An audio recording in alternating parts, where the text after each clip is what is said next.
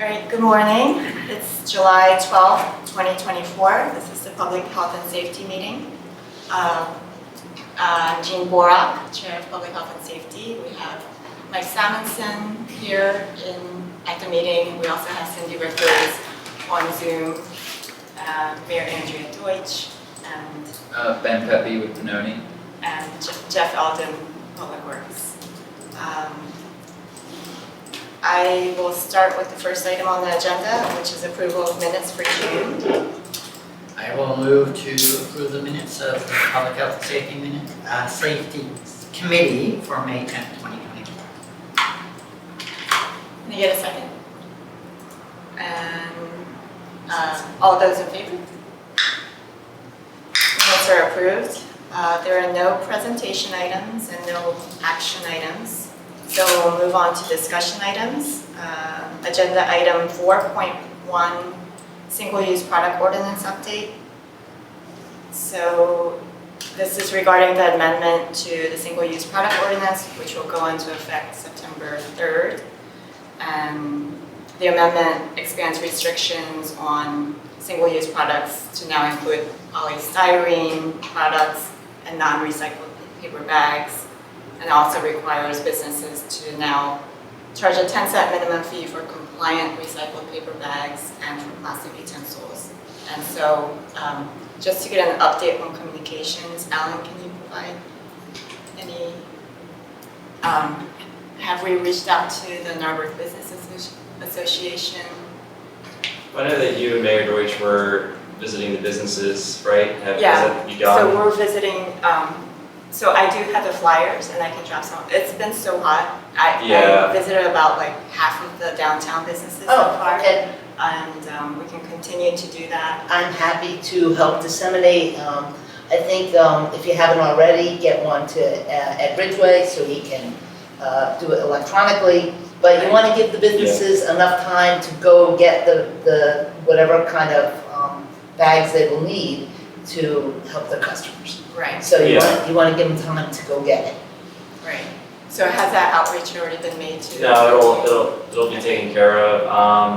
I also haven't received any comments or concerns from business owners. I'm assuming that some of them do follow our newsflash and they see our updates, but none have reached out. Yeah, I wouldn't count I'm on not them. counting on it, I'm just Huh? saying, I think some people have seen it, so the word is getting out. But Good, yeah. good. And I just want to make it as easy as possible for our businesses to be able to follow the rules. I want to, just make this a seamless transition and make it as easy as possible. And of course, this is a soft rollout. We're not going to be, visiting businesses, Right. On September 1st and making sure that they're compliant. I mean, we'll give business Right. owners time to. There are some businesses that actually close for a month, in the summer, some of our restaurants and businesses close to take some time off. So I just want to give them ample time to be able to follow everything, get what they need to just continue with their business as they need to. Yes. Also, an easel sign was created, so that can be put up downtown on Haverford Avenue. Right. Jeff, we have that easel sign, right? So we just have it. Is it just in the shop right now?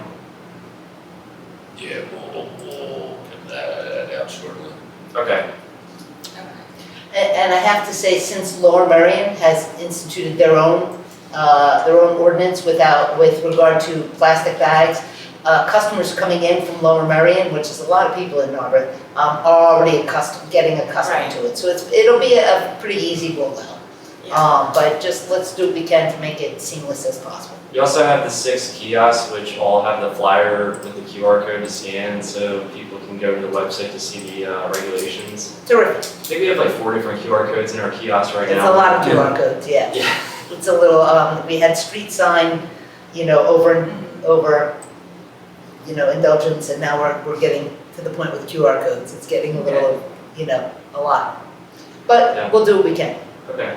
I was getting a number of questions, particularly from restaurant businesses, as to the DoorDash. specifics about how it works with delivery services and things like that. Yeah, So I don't know if we can revise that webpage, informational webpage, to have a FAQ section for. yeah, just like the parking page, Mhm. yeah. We can add that in, and then as questions trickle in, we can just add it into the list, Terrific. yeah. And then perhaps we can also push that out through social media as well. Absolutely. Any other discussion or questions? Have we hit the Montgomery Avenue businesses? Not yet. Okay, because a lot of times they're a little disconnected from Right. stuff down, the center of town. So let's just make sure they get the attention that they need. Yes. Okay. Okay. And then moving on to, if there's no other discussion on that, moving on to agenda item 4.2, parking system update. Alan, can you provide an update on that? Sure. So, the permit system's live. We've actually issued over 500 parking permits so far. We have had some concerns from people about, using the platform online. So we've been working with different people on, like, having residents come in if they aren't able to do it on their computer or device. We're happy to have people come in and handle it for them. And once we show them, how to do it, they feel pretty good about it. Walking away, they feel like they can do it on their own. We also have added the visitor placard. We actually just ordered the visitor placards. So they'll be arriving on Tuesday. So we'll have those available for purchase. And you can purchase those at a prorated fee. Because it's supposed to be a one-year pass, so we thought it was fair to do a prorated amount for that. So they'll be coming in, they'll be color-coded for the year that they're issued. So for this year, we're doing red, next year might be blue, just to kind of alternate, so that way enforcement can see, it's easier for them to identify like outdated placards. We also have the daily and the weekly passes, which are free options, and can be used for short term. We have everything on the portal. So if anyone has questions, I just encourage them to reach out to the borough and we can help them through the process. Okay, thank you. Any questions or discussion about that? All right. We'll move on to the next agenda item, 4.3. This is an update regarding the all-way stop sign at Dudley and Price intersection. Do you want to provide an update on that, Jeff? Yeah, sure. We will be getting out, so similar to when we did the other four-way intersection, when we dropped off the flyers at folks' houses that would be affected by no new parking. We're going to get them out this afternoon, put our call into PA1 call so they can mark out all the gas, the gas and water lines, and then we're hoping to get them installed possibly Wednesday or Thursday on this upcoming week. Okay. And is there any communication rollout with that as well, other than the household, the neighbors? Can that go into flash? Sure. Yeah, we can maybe just screenshot or the intersection and just say, stop sign is arriving and send that out. I'm not sure if that should come from the police department, perhaps. There's no cops on today, so Yeah. we might as well just take a picture of the intersection and a copy of what we're going to send to folks' houses. Yeah, being that Chief Strang is also, he's out on vacation next week. Right. We can do it as the admin, we can share it and then tag the police department. Yeah. And then they'll have the beacons for Yep. when they're first installed. Yeah. Thank you. Any other discussion or questions on that item? Okay. We'll move on to the next agenda item, which is, I just want to double check. So the ordinance has been put into the code for that stop sign? Or is that yet to be done? That is yet to be done. Okay. Yes, it's on our list of, for the next time we're doing amendments to the ordinance, it'll be in there. Okay. Yeah. All right. Agenda item 4.4, traffic calming stormwater bump outs on Iona Avenue. So Ben, would you provide an update on that? So the fire marshal, Bill over there gave me, he was concerned about the bump outs he had proposed being an issue for the turning movements of the ladder truck, which we looked into, and we did some turning templates of the fire truck using the dimensions and things that he gave us. And we did notice that a lot of those side streets, not Iona Ave, but Meeting House and Windsor, the bump outs we were initially had the concept for were causing some issues. So I've decided to kind of like reduce the scope and only have the bump outs along Iona Ave and keep the bump outs outside of Windsor and Meeting House. Because when we initially designed the concept, it's more of a broader scope and we kind of want a larger idea just in case you know to budget for it and all of that. But once we kind of start looking into things and seeing issues arise, we kind of pulled back on the scope. So I think reducing the bump outs along the side streets would definitely help out, and it would also reduce costs. I did a preliminary budget of reducing those, and it brought the budget down by 30,000 or so. So I can get that to you guys sometime this week or next week. Just so everyone knows, we did ask Pannoni to provide an estimate for the plans that were submitted prior, and the total was? It was around 180, 190, something like that, for total cost. Just like a rough estimate for removing these, I got it down to around 150, 160. So it does help, and yeah, I think keeping them on Iona would still give us what we're looking to do, which is calm traffic. And I think that's the very reasonable move. And so with those revisions and keeping them just on Iona, the fire department is okay with that design? Have you seen that? Our concern was with the existing parking and the way they were designed originally, that it was going to be a very difficult turn in a lot of directions. If this is, and Ben was nice enough to review the template and the plans, and I think that helps. We did have a concern that the one on Windsor at Iona on the northwest corner would be in front of a fire hydrant. So that essentially would be an obstruction similar to parking. We'd have to, That's on Windsor Avenue? that would be on Windsor Avenue. So this sounds like the revised plans have addressed that as well. Well, so I actually, when I was making the turning movements and stuff, I was able to actually make a lot of the movements keeping specifically that bump out, the one in the, I guess, southeast corner there, where the fire hydrant is. I was able to keep it. So my question is, if we were able to relocate the hydrant, would that be sufficient? Absolutely. We could relocate it to where the new curb is, but obviously that comes with a cost. Right. Again, I could just remove that bump out entirely. It's not totally necessary. We're not necessarily opposed to the bump outs. We just need to get our apparatus where they're going, and with parking and people don't always park where they're supposed to. So that's another concern. So the fact that you've made the modifications, I think that helps. Yeah, I mean, these are tough streets. Absolutely. Yeah, Dartmouth's not an easy place to drive around. Trust me, try to drive one of them. Yeah, exactly. Yeah, it's probably crazy. So, yeah, I think removing them on the side streets would definitely help emergency vehicles. So. And if you're willing to look at it, maybe relocating that hydrant, we'd like to be part of that conversation to see where it goes. Definitely. But that would be helpful.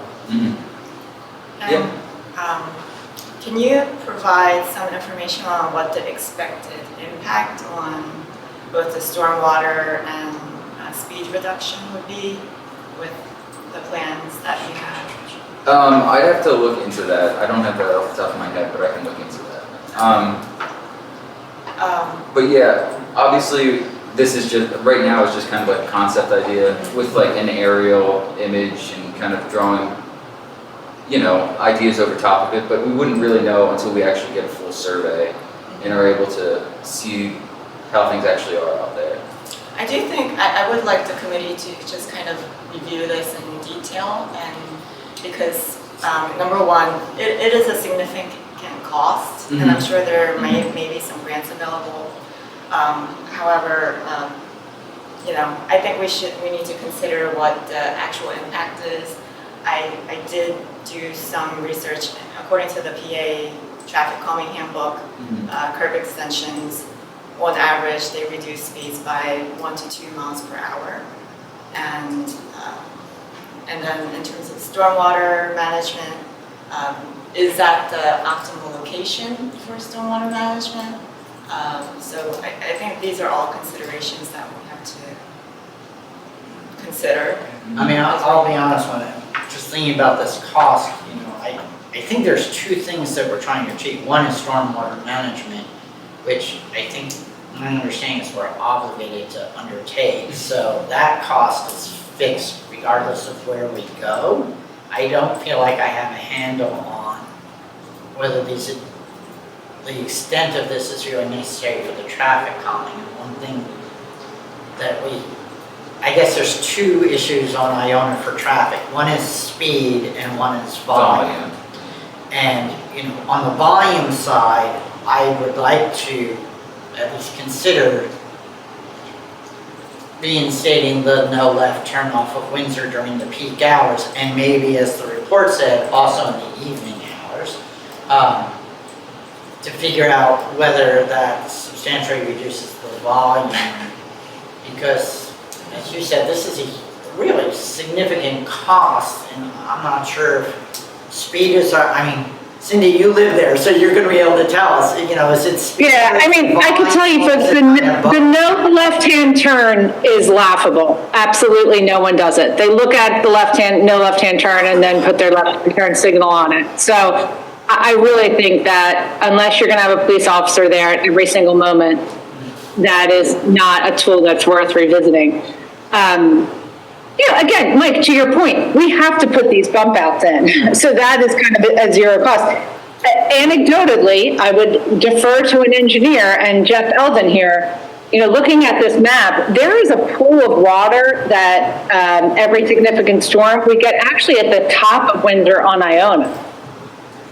And I can't really see Jeff, but Jeff, do you agree with me that it really pools Iona kind of down into a low plateau at the top of Windsor, right in front of that blue house? So right at this intersection, so the issue there with that intersection is that inlet, that grate there is severely undersized. And, it's right downhill from those two homes that face there, so it doesn't take much vegetation to wash down that hill to block those grates. It is in our paving plan for 25 to upsize that box there.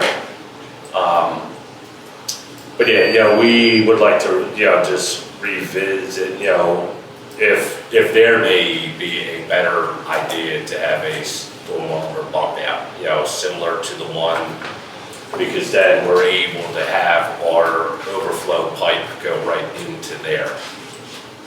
yeah, that is a problem. And Iona is congested. It's a cut through Windsor, and when the bridge opens, it's going to more than double again because it's a cut through from south to north. At least the bump outs, aside from, holding us responsible for the stormwater, will calm the aggression. It's not the speed as much as the aggression and the chicken that happens, and the horn blowing. Yeah, I'm trying to figure out whether the bump outs make the chicken aspect better or worse, because people, yesterday I was driving down Iona, and there's a car coming the other way, and they have the ability to pull over to the side to let me go through, and no, they just came right up, and we're inches from each other. I'm like, dude, you couldn't wait 20 seconds for me to get past you? Correct, yeah, it's not the speed, I think, I'll defer to engineers. Probably much more difficult to quantify aggression in driving. Yeah. But that's what that is, it's a cut-through street, people want to get to where they're going. I mean, I personally would prefer to look at the beautiful bump outs and hope that that would perhaps affect drivers' behavior and calming. So- Ben, would you mind just speaking to the no left turn sign really quickly? So, the no left turn, I agree, it's about enforcement when it comes down to like not obeying it. You can only put up the sign and people either respect it or don't. You'd have to be enforced on whether it's done or not. And when it comes to traffic calming, there's only a few real options that, Pennsylvania has in their handbook to kind of give you ideas on what you can do. And we kind of try to throw out a bunch of ideas here. The speed bump, I know the last time we were here, the police chief said that it did reduce volumes even. Right. And I agree that that probably is one of the best ways to reduce speed, for sure. So I think that should be implemented for sure, and that's not a significant cost. And then the signage as well would reduce volume if it was enforced. And the bump outs, they will help with traffic calming, but again, like you said, it's not super significant, but it does help. So there is an old traffic study that also gave the alternative for placing speed bumps on Meeting House Lane in between Iona and what's the next road? Williams? Williams. Around Williams. So do you think that may have an impact on the cut-through traffic? I really wouldn't know. I'd have to look into that because I don't really know where all the traffic is coming from. I'm assuming it's coming from Meeting House turning on Iona and then Windsor turning on Iona, kind of cutting through. I use it because to go out to Haverford to Montgomery, to make the left turn at Montgomery and Haverford is really hard. So we go around the block onto Iona to Meeting House so I can get the benefit of the light. To make the left. Yeah, there's no traffic. And Mike, I think a just lot of to, neighbors do that too. yeah, to underscore that, that's what the we had 2 traffic studies done over the last, since 2005. Both say making a left from Haverford onto Montgomery is simply not safe. So we looked into that, and it's actually Lower Marion that would need to do that.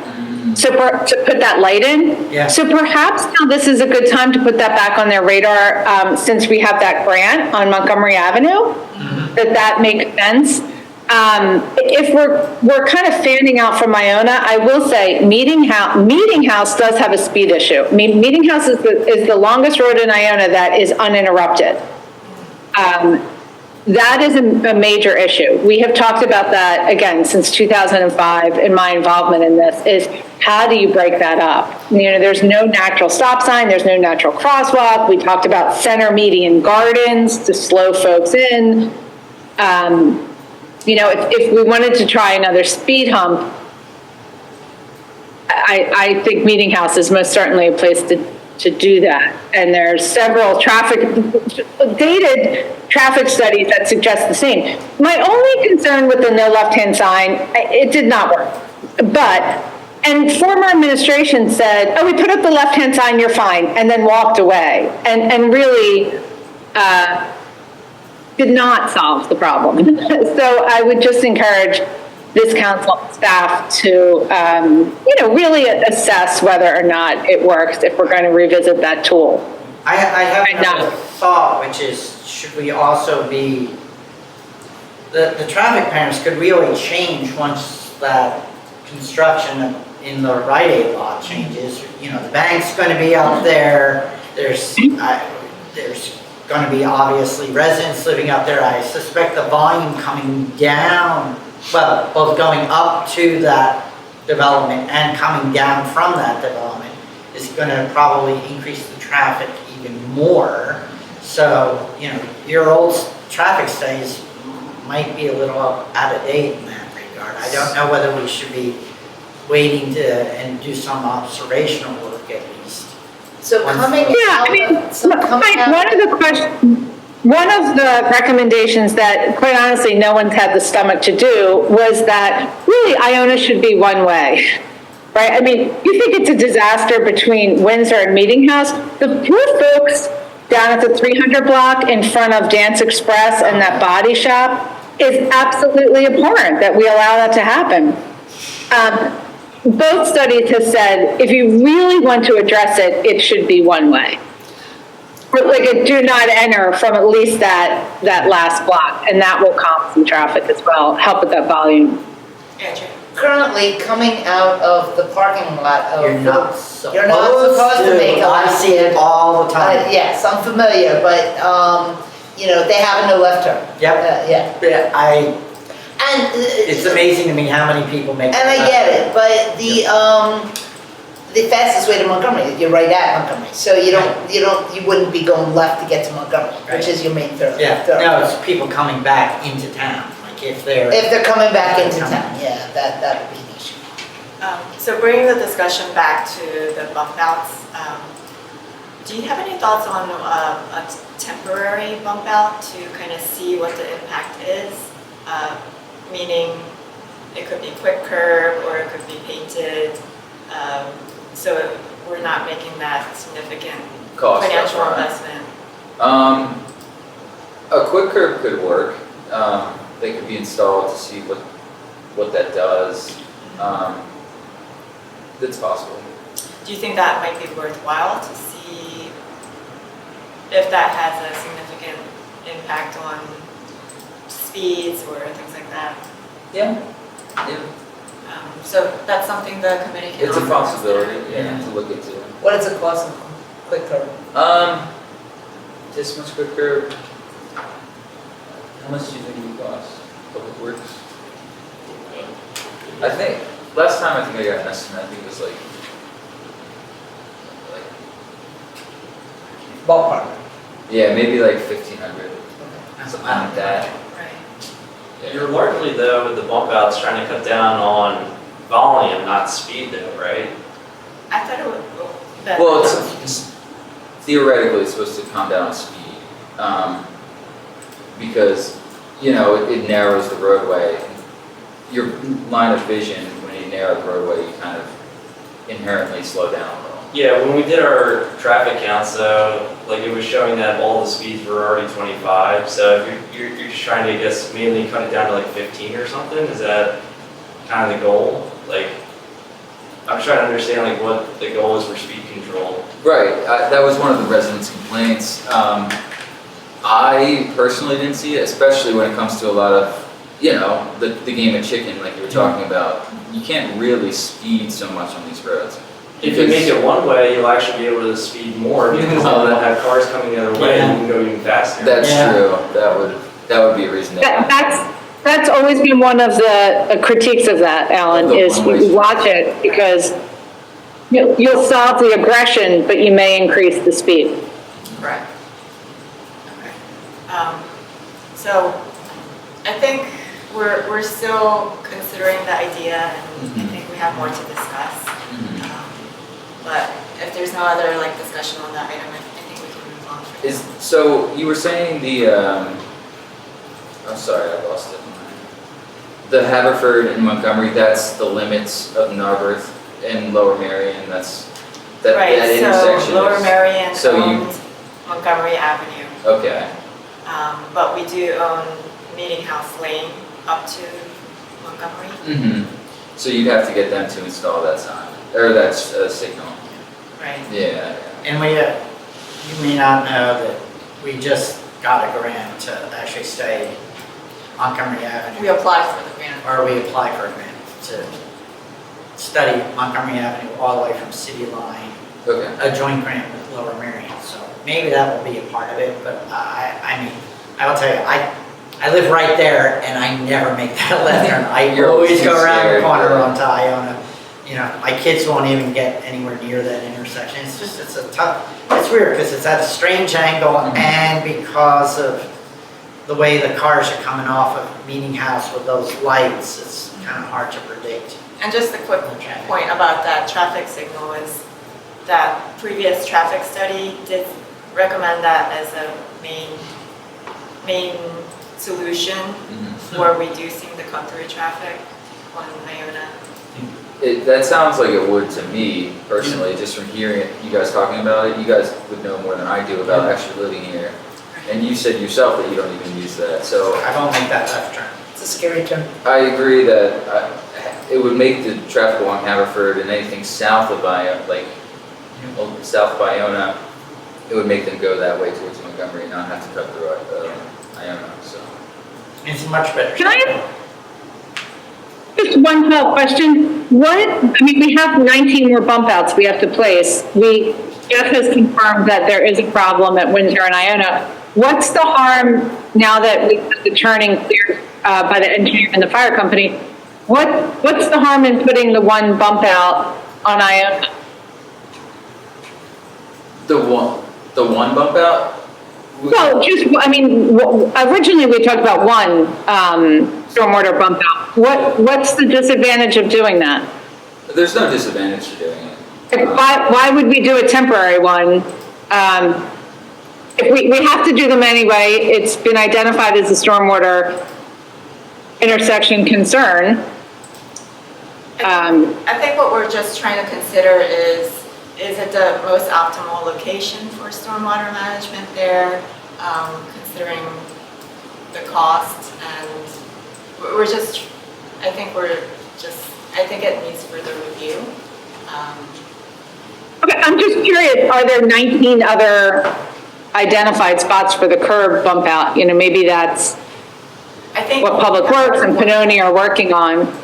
We need to have maybe like a better idea of where the priority stormwater management locations will be before we can fully make a decision on that. Yeah, so I would not spend $1,500 on a temporary one because if we don't know if it's not a critical stormwater bump out, then why waste $1,500 on a test run? I would say, let's turn this over to Public Works and Pannoni and have them map out these stormwater bump outs. Yeah, that sort of was my very first point, right? Was like, is this one that we'd be doing anyway, be as part of our obligation to put the To the MS4, right? Yeah. And Ben mentioned that we would get credit for it, but I guess I would just be curious, is this the most bang for our buck we're gonna get in terms of Right. control? So if, For the cost for the credit wise, I'd have to look into that. I'm not totally up to date on that, but I understand what you're saying. Yeah, you're concerned. so if we were to look into that, just ballpark, how long do you think it would be to repair something like that? Like a month, 2 months, to get that kind of information back to taking a look at our borough and trying to identify locations that would be good candidates and compare that to these locations here. Yeah, because I agree. This isn't like a super stormwater in need street. So, But to Cindy's point, there is water that collects there, so Yes. we want to look into that. I agree. Yeah. So that's something that you can work on with Jeff in the office. Okay, if there's no other discussion on that, we can move on to the next agenda item, which is 4.5, pedestrian and bike accessibility. 4.51 is the Mainline Greenway update. So by way of background, Narberth and Lower Merion are working together on the Mainline Greenway first phase implementation. We had a meeting with Lower Merion Township and the design consultant working on the signage implementation on June 20th. And that implementation will include trail signage for both Lower Merion and Narberth, and also include pavement markings for Narberth Borough.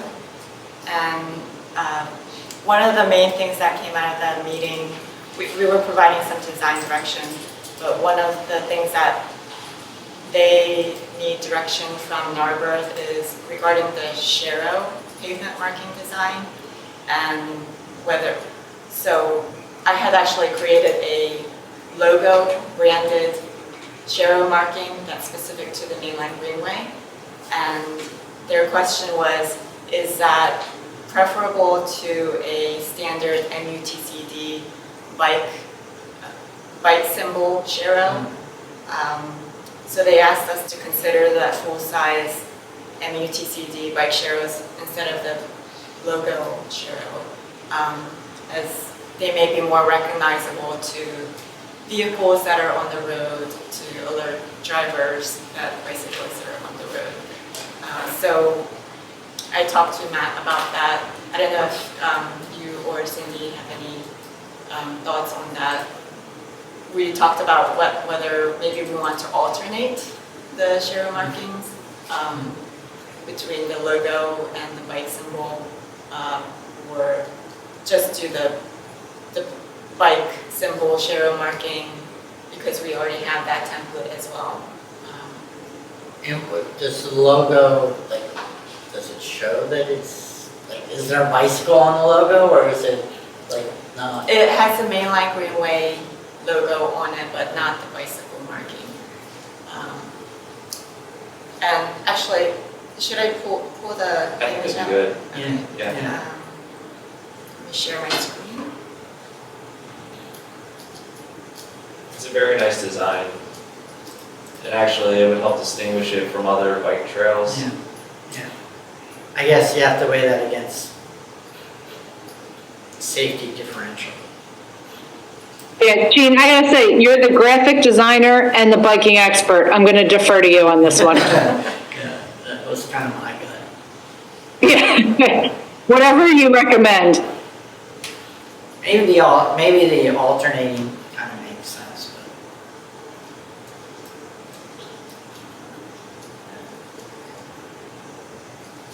but. Oftentimes when you bike, you're not like looking up for signage, you're mainly looking down. Right. So when you see it's easier to spot the paint than it is signage sometimes. Yep. Now I'm thinking more about the cars recognizing that means it's a bike lane, right?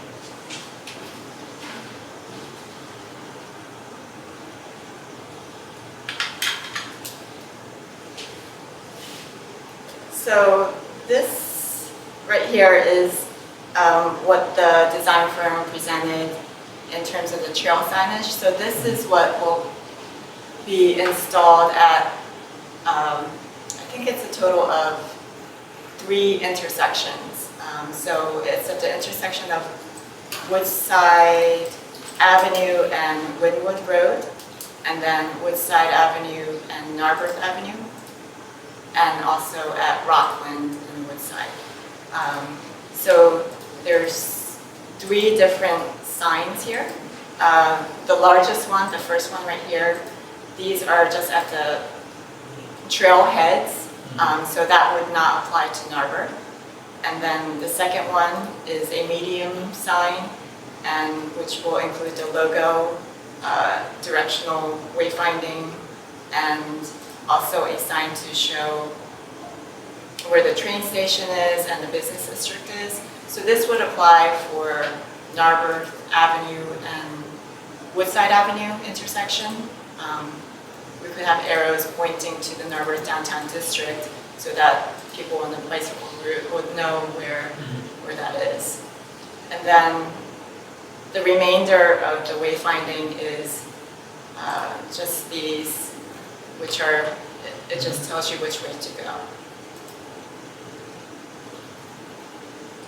And so this is an example of the trailhead signage. And this is something that might go on right on Woodside Avenue near Narberth Avenue.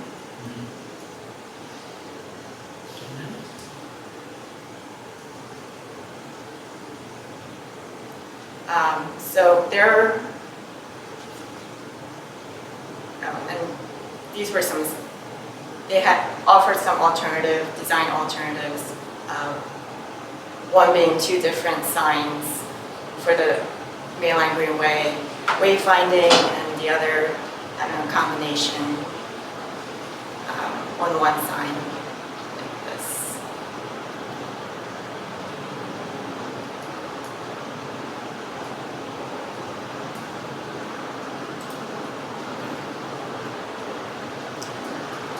So one of the, as I mentioned, this is the bike, the standard shared lane marking symbol. This is what they asked us to consider using instead of the branded logo. I don't have the Mainline Greenway Share marking to show right here, but it has the same chevron as the Share marking. So it alludes to the bike symbol, but does not actually have a bike symbol in it. Will it be gray like that? Oh, it's not gray. Oh. It's a white marking. It's a white marking, okay. So that's a direction that we're going to have to provide to them, and let them know. And just to remind everyone, Lower Merion is not doing road markings at this time, They're not. right? They're just doing the trail signage. So it's something I can maybe discuss with you guys further, and then, We suggested maybe a combination of the two, right? right, Yeah. alternating between the two, because these shared lane markings are, actually, while you're here, maybe you can offer your recommendation, or if you have any thoughts to share. Well, usually it's both at the same time, but the Sharrows could be without if you had there's another symbol with like a person on a bike. That could be used in place of, without having the Sharrows, I think, would be sufficient. Right. Oh, what do you mean? On the road? Yeah, on the road, yeah. Yeah, is that what you were discussing?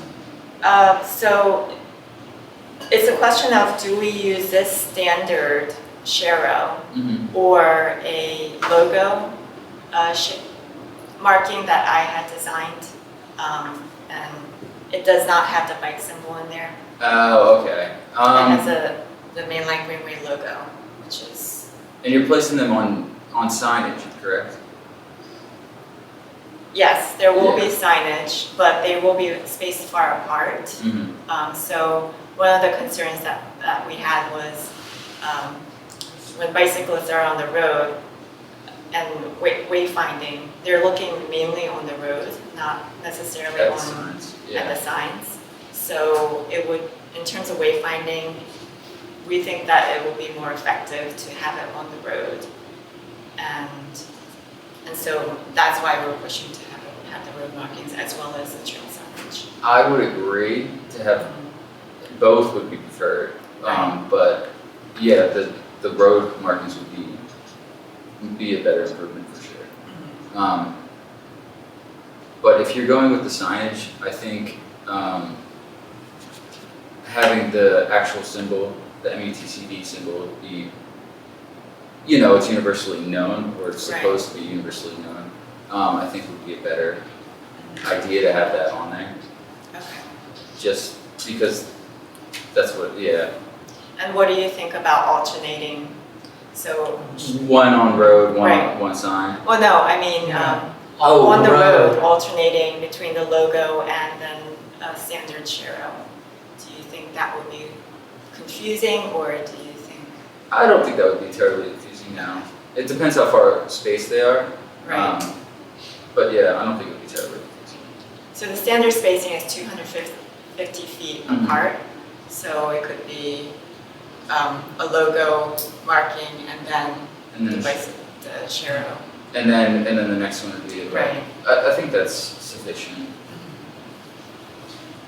Are there other trails that have a branded logo for the Sharrows, or is it mainly just the standard one that we see?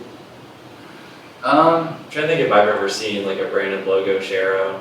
Yeah, I honestly don't know. So I had designed the marking based on NACTO guidelines, which is I forget I don't what know it- that one. Oh, it's the national, I can't remember what it stands for, but they have guidelines for Bicycle Boulevard, and they do recommend either a standard Shero or a branded Shero, so, Okay. and that's what generally a lot of municipalities follow. Okay. So we could do both then. Right. Yeah, it's possible, yeah. Okay. Well, if we I have don't no like other. the idea of alternating. Okay. Let me stop sharing my screen. Cindy, how does that sound? Alternating? Okay. She gave a thumbs up. Okay. Yeah, I'm going to defer to Jean on this one again, as the biking expert and the graphic designer. Okay, all right. All right, so we'll move on to the next agenda item then, which is, so Lower Marion and Narberth Active Transportation Plan update. The meeting has not been scheduled yet, so I'll provide an update once we do. And then next agenda item is the committee reports. We don't have reports today from the EAC or the Police Advisory Committee. And so we'll move on to departmental reports. Any report from fire? It's included in the I packet. believe it was submitted. I'd like to follow up Fran. I don't think I have it yet, but I'll You don't have follow up with him. Okay. Yeah. And do we have a Chief told me he submitted. police report has been It's submitted in the as well? packet. Mhm. Okay, in the Yep. packet. And do you have anything to add? I have nothing to add at this time. All right. So we'll open it up to public comment, if anyone has a public comment in the room. Okay, no public comment? Oh, wait, I'm sorry. thank you. No, I was waiting. Joe Stratton, 402 Dudley. I joined partway into the conversation on Iona, and just wanted to share two observations from the conversation. One, the conversation about the apartments going up on Meeting House Lane, and possibly increased traffic flow from there. I was also reminded of the apartments that are going up on Haverford Avenue, that for people who want to access Montgomery Avenue, they will probably go from Narberth Avenue up Essex to Windsor, Windsor down, and then they've got a choice to make. Do I turn down Iona to go to Narberth Ave, Haverford Ave rather, or do I go up down the Meeting House? And so just thinking about that increased volume as well, it makes sense to perhaps revisit the traffic signal on Montgomery and Haverford Avenue. That seems a very helpful idea. And the other is, there were two mentions of signage that kind of is ignored. One was the signage for the no left turn coming out of the Rite Aid parking lot, and ignored is a strong word, not always followed. And then just as I was getting settled, there was another comment about signage on Iona that isn't always followed and would require enforcement. And just made me wonder, would some increased intermittent enforcement of those signs be worthwhile in some way? I don't know what that means, but if people feel, gosh, I can make that left turn out of Rite Aid, and I know, and if I know 1 out of 10 times I'm going to get a ticket, maybe I won't do it. Yeah, That's all. Yeah, sure. So with the amount of staffing we have on our police, we have, I think, 11 miles of roadway and a number of hotspots. We've done intermittent enforcement. We actually have done that. The issue is if somebody, looks out and doesn't see a police car, they take advantage of it. And just we have the resources that we have, and it's just, if they don't see it, they go. Appreciate that. Yeah, so, but we have done intermittent enforcement, and it has some effect. But, we just don't have the manpower to have, regular, constant enforcement at one particular intersection. Yeah. we don't have invisible cars. Well, So people you know, see the car. we have done that, we have done that. Everything has, you know, whatever effect it does, yeah, so. Totally understood. It's a matter of resources, Thank you. yeah. Is there a reason why it's a no, I didn't actually know it was a no left turn from like the Rite Aid on the Meeting House. I'm just That was trying to- neighbors That was- who did not want the traffic coming down their street. Okay. Because I was gonna say, it's not like it's really that unsafe to make a left. No, it's not, I mean, there's good sight lines. though. There are good It's sight really like, Which is plus and minus, because you can see down the street whether there's an officer well, sitting. that's what I was gonna say, is anybody gonna? If I may, I regularly break that law, by the way. Do you make that left turn? Every single time. I mean, I don't drive there much, but when I do, absolutely, I make the left turn every single time. I'll admit that I've been sorely tempted on many occasions. Okay, I think that's fine. And you know what? If I get a ticket in the mail, I'm gonna just pay it and take my dues. But yeah, I mean, because what am I gonna go all the way around the block to go to my house? See, Yeah, for me, it's 6 of one, half a dozen of another. so Exactly, I can yeah. make the right turn. Yeah, Bill, what were you gonna say, sorry? when that property was developed, that used to be a nursery. Yeah. And, there was all green, basically all green space and small greenhouses. When that property was developed to make let the Rite Aid and all Rex go there at the time, they, the neighbors, that was the neighbor request they didn't want all that traffic to turn left down Meeting House. That was a neighbor request when that property was developed, I think in the 90s. Yeah. Okay. Oh, thank you. You're welcome. Okay, I think, Are we on to next comments, or public comment? yes. You know what, I forgot, I just wanted to give a huge shout out of thank you to all the emergency personnel who helped out with July 4th. We had a very successful event with thousands of people come to the borough, and between our police, our firefighters, ambulance, we had a very, very successful day. And I just want to give you a huge shout out for helping out with the biggest event in the borough all year. Yes, thank you. Okay. Before we adjourn, can I just, we got an update from the engineers on the Forest Avenue property. And, you know, there are a lot of people on social media who are putting out misinformation or speculative information. So I just, you know, you sent an email to us, but maybe you could just put it out there for the public. Not that anybody's on, well, somebody's on, but just if you can give an update on the brick remediation and. The short story is we saw that there were some bricks that had come down. So what Kevin Walsh, our building code official, did was he required that they have a special inspection done of the brickwork. And so they sampled different sections of the brick, and it was installed per the plan. So for those sections that had come down, they're going to repair those. And the engineer that was hired to do the site inspection, he signed off on the existing brickwork and said that it was safe and suitable. And that's all that we can ask them to do is, you know, so. And just to clarify, the bricks weren't falling down. There was a concern that we had the bricks removed Yeah. to do the outside third-party inspection. There weren't actually falling bricks. People noticed Yeah, the no bulging brick of the had, no brick bricks. had actually. No fallen. brick had fallen, and so there So it's all wasn't- been inspected Yeah. and Yeah. approved, and the borough has received all of the inspection reports.